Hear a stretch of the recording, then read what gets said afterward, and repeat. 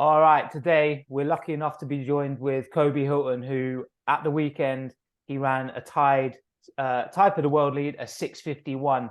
So Coby, welcome. Thrilled to have Thank you you for on. having me. And yeah, like how you doing? Must be an exciting week for you, right? Yeah, we're on cloud nine. We weren't really expecting that too much. We've just been going through the motions, just trying to, just gradually improve throughout this whole indoor and outdoor season. And now, we bust out a time like this, and now it's all serious. Now now there's a chip on the shoulder, now, there's expectations, all types of stuff. It's crazy.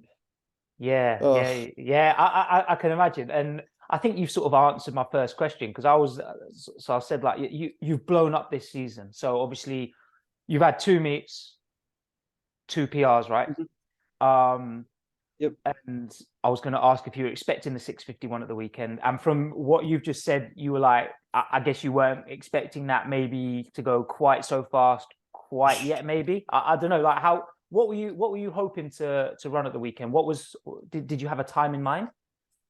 Our whole goal this whole indoor season was just to break the 6.6. So like whether that be a 6:59. Mhm. Personally, my goal throughout this year was a 6:56. That's what we are going for. That's what I had up on, I have that written on my notebook. We have Mhm. it pinned up at the track we train at. So I just was staring at that every single day. And then I crossed that finish line and people start screaming. And I'm like what I just run, and I look at the board, and it's a 6:51, and I just lose it. I do my lap around the track just in awe, like disbelief. And Caleb was doing the same thing. Like we just looked at each other like, what did we just do? Like we just did something real crazy, you know? Yeah, for sure. For those of you that don't know, so Yeah. Caleb, we're talking about Caleb Cowling, who is Kobe's coach, and um, I mean, as you know, Kobe, I speak with Caleb sort of quite frequently, and I know he's been excited about your potential. And I mean, I feel like the goal that you had was very similar to the goal that he had. You know, he was quite often talking to me saying, I just want to get that 6:59. I just want to see a 6.5 something, 6:59, 6:59. And then Mhm. obviously 6:51. And it's like, okay, 6:4 soon, right? We're just like, Yeah. And now that's the new goal. Next time I cross that line, we want to see a 6.4 or something, or at least, something low 6.5, because that's just what we've been working so hard to do. And it feels so gratifying to have put in all this work and finally see some good results, some like world-class results that we've been just hunting for day after day for like a year and a half, I think, is about how long I've lived out here now. okay. So it just feels good to finally pay off. And oh, it's just a miracle. We feel so good about it. Yeah, that's great. I mean, so one thing that I do want to say though, it's not like I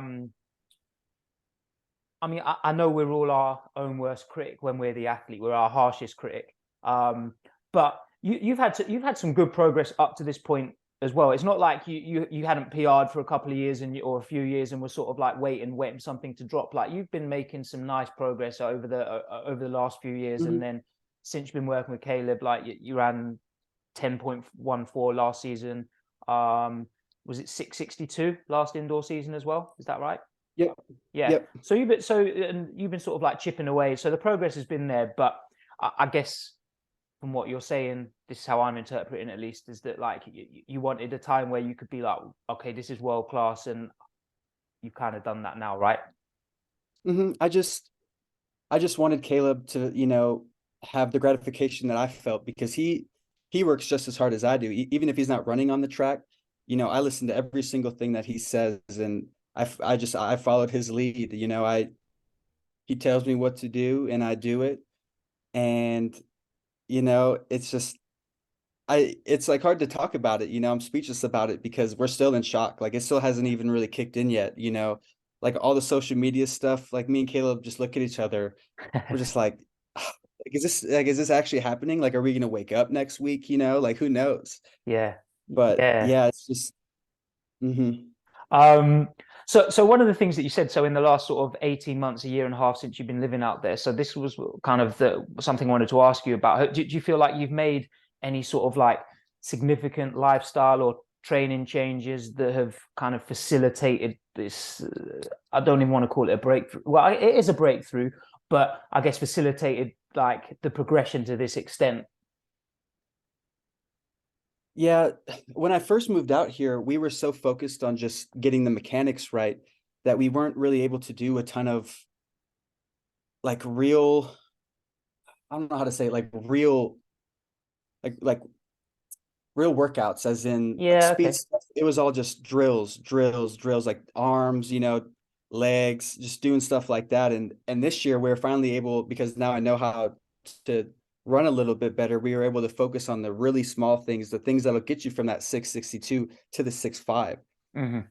And we have just been blessed to be able to do that. For a majority of the fall, I had to take about, how long was I out for? Like 6 weeks with a stress fracture in my foot. So from like October to like the end of November, I was just sitting around and working. So we thought, that we were going to have that setback and we were really going to focus on outdoor, but I came back and we just went back full stride and felt so good. And yeah, so it's just the small things that we were finally able to work on, that we could really just perfect and try to master, and just, cut down hundredth after hundredth, Yeah. Yeah, Hmm. for sure. So I think that the way that I tend to look at training is I feel like there's two components to it, or there's two components to performance. So you've got kind of got like the motor learning or the skill aspect to it, which I feel is what you were saying that you spent a long time when you first moved out to Colorado working on. So making sure, I don't know, your elbow angles were correct. I'm saying that because I know that's something that Caleb talks about, but just working on like the technical positions and that kind of stuff. Hmm. So you kind of got that aspect of training.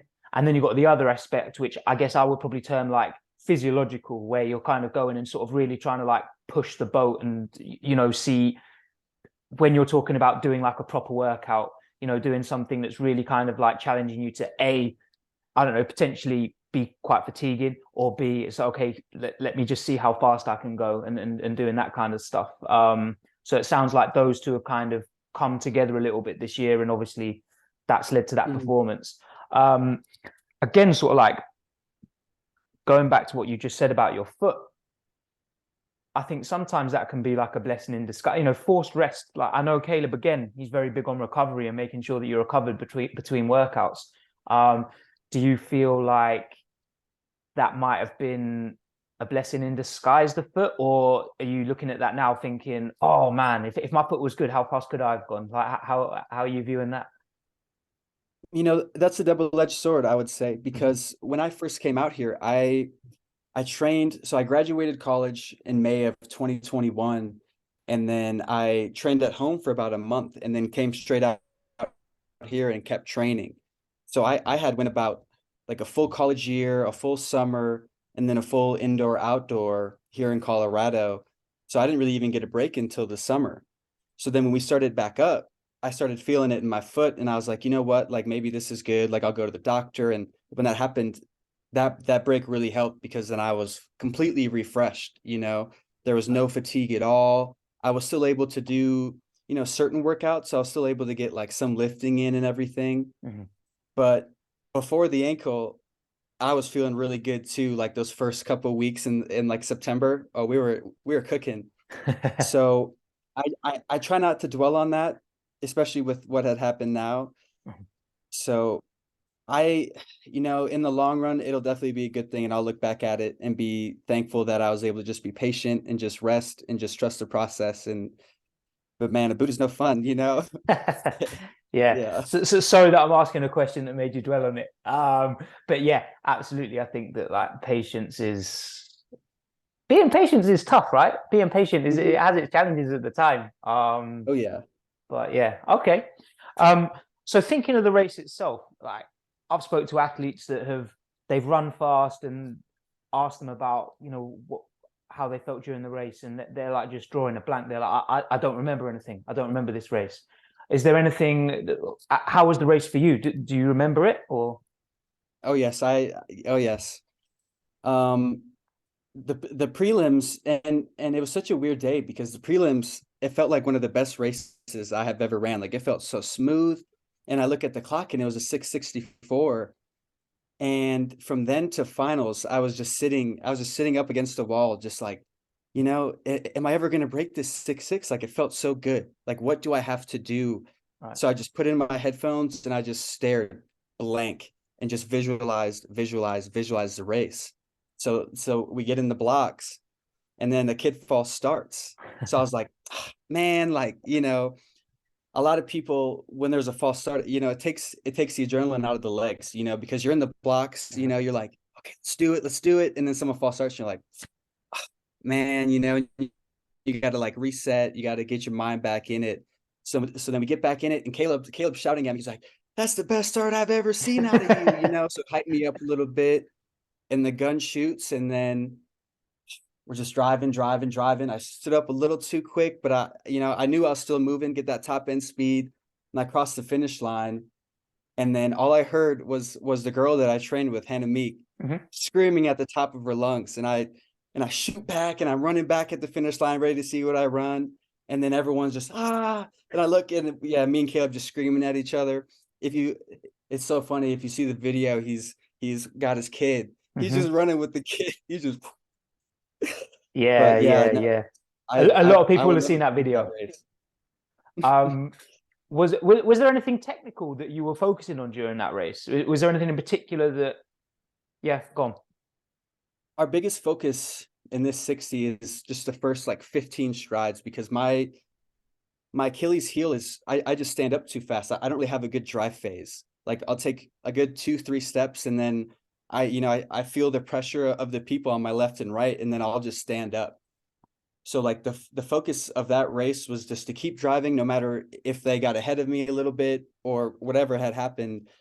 And and that's just what we've been focusing on the most, is just those first 15 steps, and just keeping those arms locked at 90, even in the back.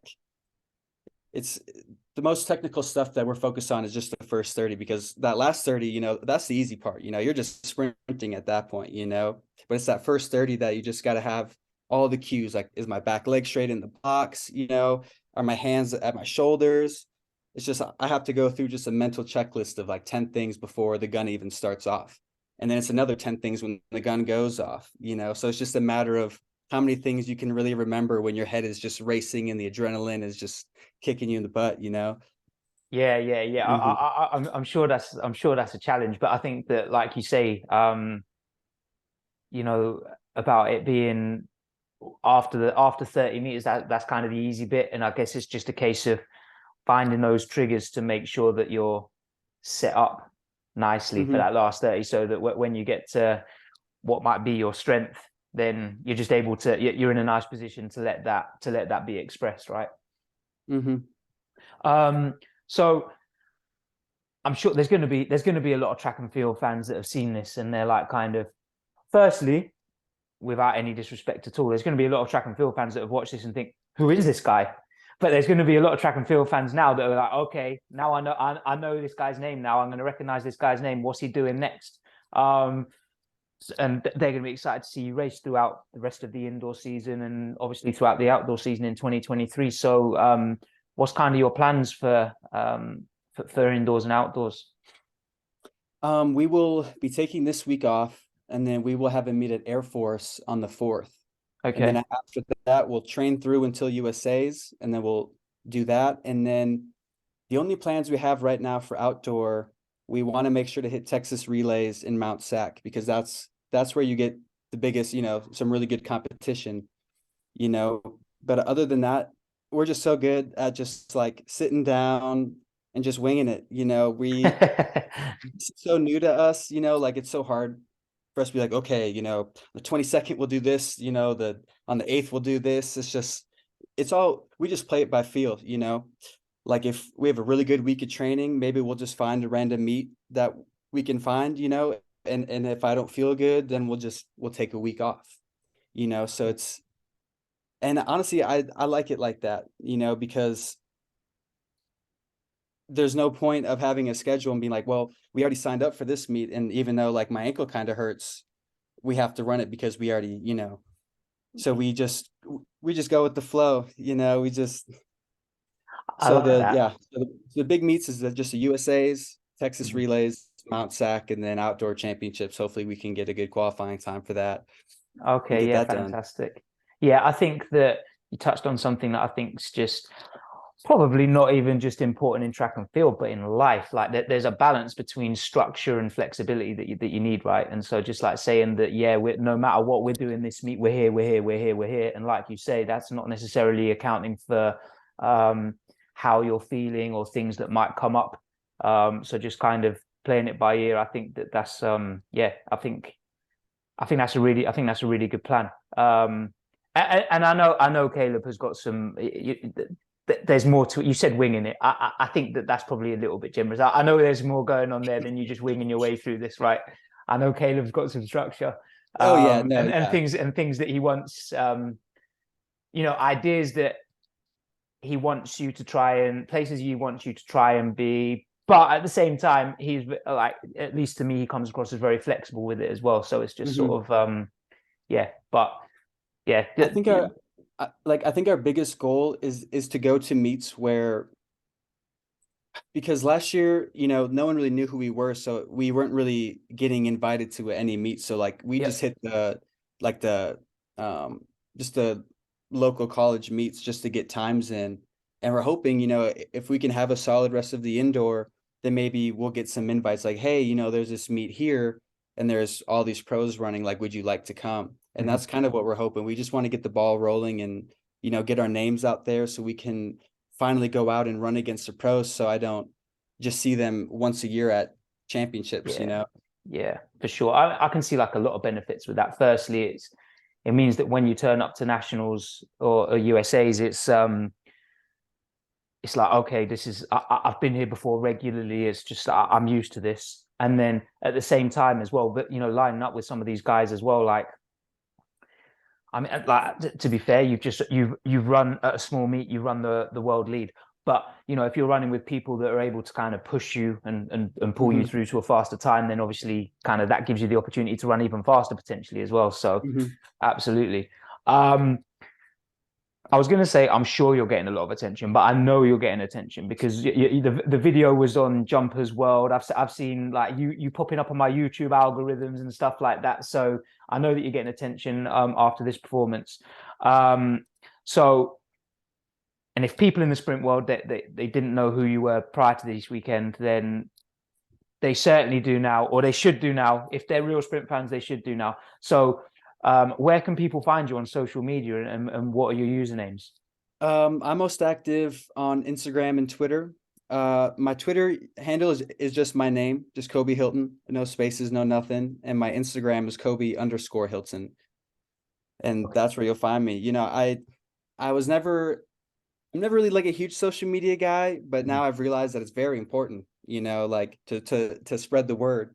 So I'm Yeah, so I'm for trying to sure. figure out how to be more active on it, because usually I just post songs I like, like funny videos.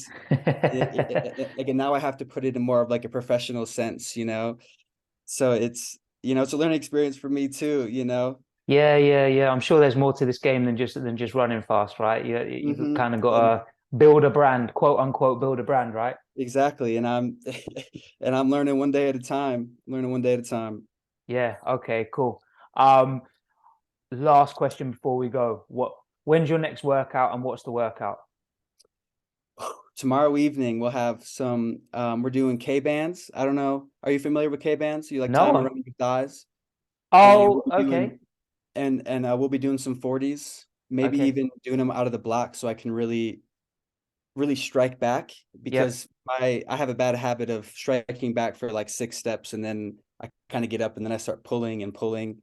So we're just gonna get on this K band and just try to be perfect, because you can't be perfect, but if you just try for it every single time, one of these days, one meet, it's all going to click. And then it's just boom, boom, boom, boom, boom. And then you look at the scoreboard, hopefully it's something really cool, you There know? you go. Yeah, yeah. I mean, I feel like you've experienced that already, but 100%. Yeah, something even cooler, right? Next time. Um, Hmm. But with the K band, so what? Because I'm picturing these things where they're strapped around your thighs and they strap your thighs together. But I'm feeling like I'm not right now, or am I?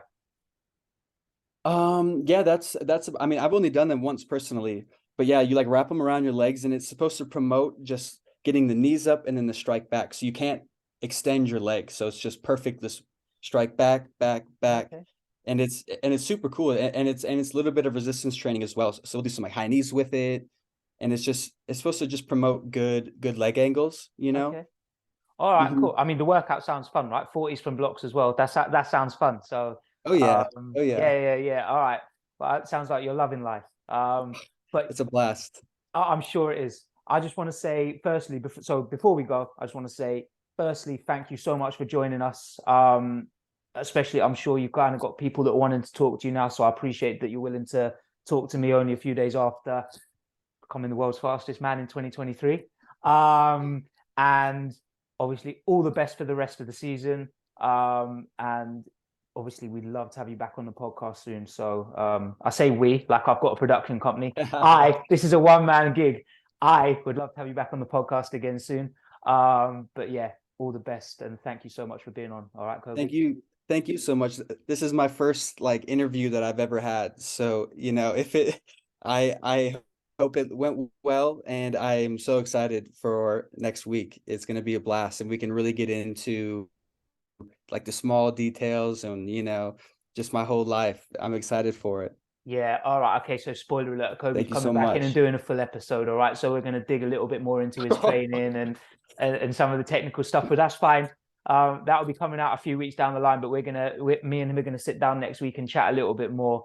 But yeah, it's been great having you. And yeah, firstly, obviously you've just heard it. This is an exclusive. So this is the first interview Kobe's ever done. So this is an exclusive. But yeah, you did great. A great conversation. I'm sure that there's going to be a lot of people interested to hear what you have to say about your run. And yeah, it's been good. All right. Thank All you. right. Thank you.